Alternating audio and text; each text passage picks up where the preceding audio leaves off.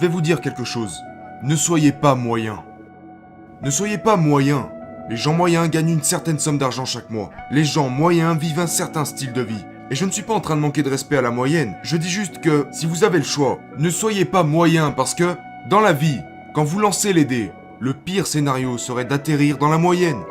Donc faites quelque chose parce que, si vous ne tentez rien, vous finirez dans la moyenne. Écoutez-moi très attentivement. Arrêtez de blâmer les autres. C'est bon maintenant, je veux plus entendre ça. Je veux plus entendre « Ouais, mais c'est à cause de mon prof. Ma mère n'a pas fait ceci, mon père n'a pas fait cela. » Stop! Si c'est votre vie, vous devez en prendre la pleine responsabilité. C'est votre vie. Je veux plus entendre d'excuses ici. Ouais, ils savent que j'essaie de perdre du poids, mais ils ont quand même préparé du poulet frit et des macaronis au fromage. Eh bah lève-toi et sors de table avant que le repas commence. Emporte du céleri avec toi quand tu vas chez les autres. Vous vous créez des excuses. C'est pour ça que vous êtes pauvre. Vous vous créez des excuses, donc vous n'avancez pas. Parce qu'il est plus facile de rejeter la faute sur les autres que de se regarder dans le miroir et de se dire « c'est ma faute ». C'est facile de dire que ta mère t'a maltraité. Et devine quoi? Tu as raison. Mais tu n'as plus 8 ans maintenant. Tu as raison, ta mère t'a maltraité. Ton père t'a laissé tomber. C'est vrai. Mais tu avais 8 ans. T'as 28 ans maintenant. T'as 18 ans maintenant. Passe à autre chose. C'est ta vie. Alors prends tes responsabilités et fais-en quelque chose. Oui, tu as grandi du mauvais côté de la ville. Oui, tu es né dans une famille pauvre. Oui, tu n'as pas eu les choses que tu voulais. Oui, tu n'as pas pu aller à la bonne école pour te préparer aux grandes universités. Oui, pour quoi que ce soit. Oui, c'est vrai. Mais quand est-ce que tu vas te reprendre en main? Ce que tu penses être une malédiction devient une malédiction quand tu blâmes les autres. Mais ce que tu penses être une malédiction quand tu en prends la responsabilité devient une bénédiction.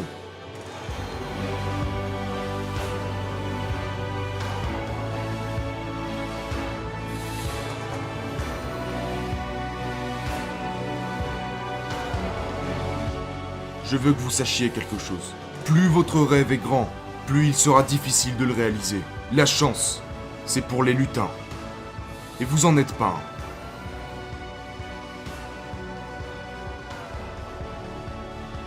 Je répète, la chance, c'est pour les lutins. Et vous en êtes pas un. Je vais pas vous réciter un conte de fées. Mais ce que je veux vous dire, c'est que si vous êtes prêt à passer en mode bestial, vous pourrez avoir tout ce que vous voulez. J'en suis la preuve vivante. Vous pouvez partir de zéro. Vous connaissez mon histoire. Ma mère était une adolescente. Ma grand-mère a eu 14 enfants. De zéro. Une maison, 2 chambres, une salle de bain. Ma mère s'est fait expulser parce qu'elle est partie de zéro. Quand je suis allé au lycée, j'étais en décrochage scolaire. J'étais un sans-abri. Ça m'a pris 12 ans pour obtenir un diplôme qui aurait dû me prendre 4 ans. À l'université, je suis parti de zéro.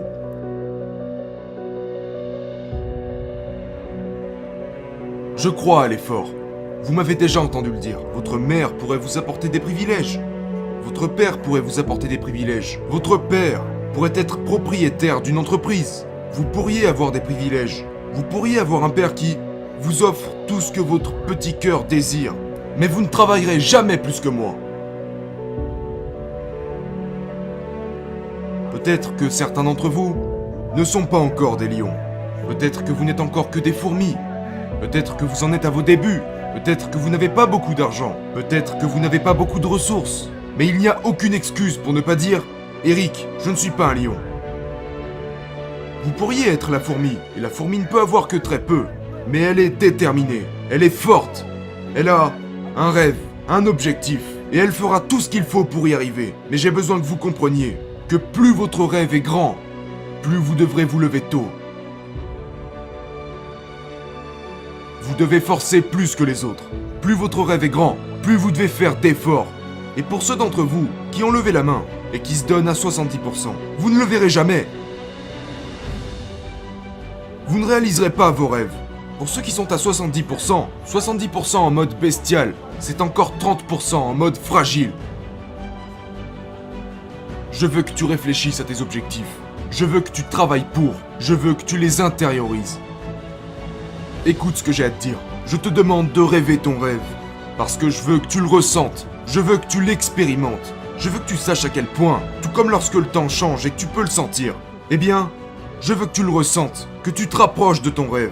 Mais le plus important, je veux que tu saches que lorsque tu rêves ton rêve, il y a d'autres personnes qui rêvent le même rêve que toi.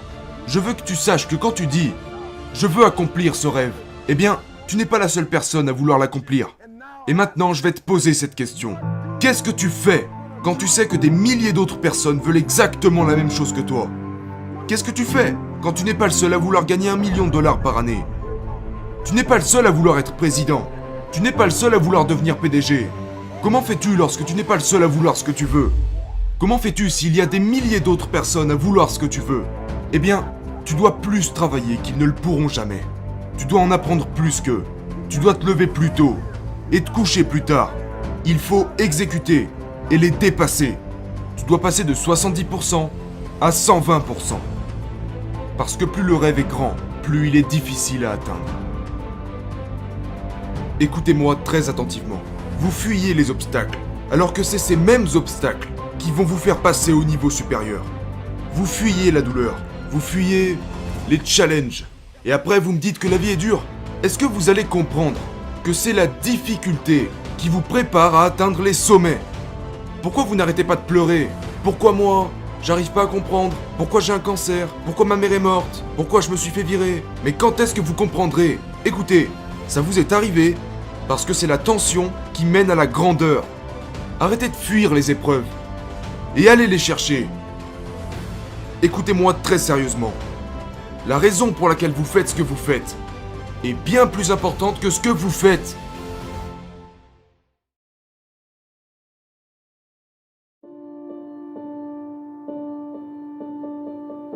S'il y a quelque chose dans la vie que tu n'as pas encore obtenu, c'est uniquement à cause de qui tu es et de comment tu penses. Qui ici traverse une période difficile et qui, à cause de cette difficulté, est sur le point d'abandonner? Voyons voir. Levez la main. Qui est prêt à abandonner? Qui est en train de se dire « Il m'est arrivé quelque chose et je vais arrêter, je suis prêt à abandonner ». Je vais vous dire quelque chose. Vous pouvez trouver une raison pour continuer. Et vous savez pourquoi vous pouvez trouver une raison pour continuer? Et pourquoi vous êtes assez fort pour le faire? Parce que vous êtes humain. Et chaque humain a ce qu'il faut pour surmonter tout ce qu'il traverse. S'il décide de le faire. Passez au travers. Passez au travers. Les tragédies et les épreuves, tout le monde en a. Mais seuls les plus forts survivent. Et si la raison pour laquelle vous faites ce que vous faites n'est pas claire, vous devez revenir en arrière et tout reprendre à zéro. Parce que si votre pourquoi n'est pas clair, vous ne le ferez pas. Pourquoi? Parce que la vie va t'envoyer une poignée de conneries au visage. Et je vais vous dire un truc, je me fous de savoir qui vous êtes. Parce qu'avant de pouvoir réussir, la vie vous mettra à genoux. Si vous êtes faible, vous serez pauvre. Et je ne suis pas là parce que je suis le meilleur. Je suis là parce qu'ils ont essayé de me briser, mais qu'ils n'y sont pas arrivés. J'ai besoin que vous passiez un temps considérable à rêver chaque jour. Laissez-moi vous dire pourquoi. J'ai remarqué que les gens qui rêvent, et les gens qui rêvent grand, ont une vie différente des gens qui ne rêvent pas.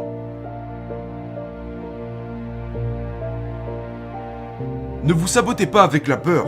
La peur n'est pas réelle, c'est un truc du cerveau. Mais ça n'existe pas. Et comment on s'en remet? On s'en remet en rêvant de ce qu'on n'est pas. La plupart d'entre vous ont passé la majeure partie de leur vie à faire ce que les autres voulaient que vous fassiez. Vous ne savez même pas qui vous êtes. Et donc, même ce que vous faites, vous ne le faites pas à 120%. Parce que vous faites ce que quelqu'un d'autre veut que vous fassiez. Et que vous n'êtes pas assez bon pour devenir la personne que vous voulez être.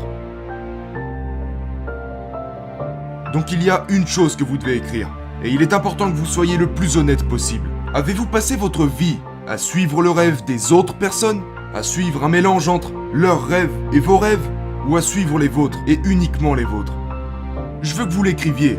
Vous devez le faire parce que si je peux faire en sorte que vous réalisiez combien d'énergie vous investissez pour les autres et pour le rêve des autres, ça pourrait déclencher quelque chose en vous et vous amener à faire ce pourquoi vous êtes né, à faire ce pourquoi vous avez été créé.